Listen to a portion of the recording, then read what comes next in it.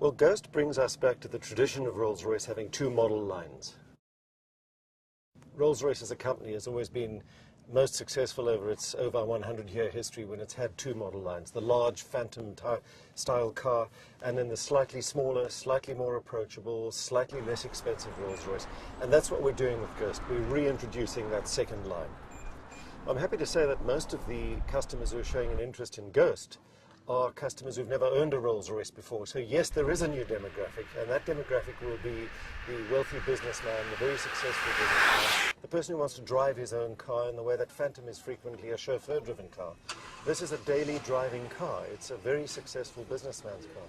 So there is a brand new demographic for the slightly smaller, more approachable Rolls-Royce out there, and the demand has been really very gratifying.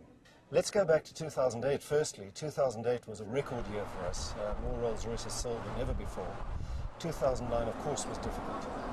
We came through it somewhat unscathed. We were down 17% at the end of the year, which by the standards of the auto industry was not too bad at all.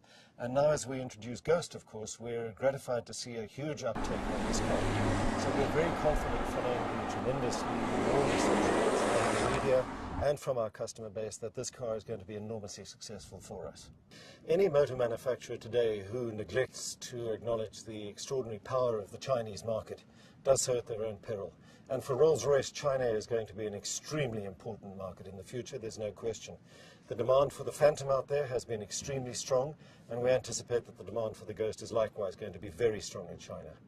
Rolls-Royce has a distinct advantage in as much as it's able to draw down on the tremendous expertise within the BMW group through the Efficient Dynamics program. So we are class leading with the Phantom in terms of CO2 emissions and fuel consumption, and likewise with the efficiencies that are being brought in the engine that powers the Ghost, we improve on those statistics yet again.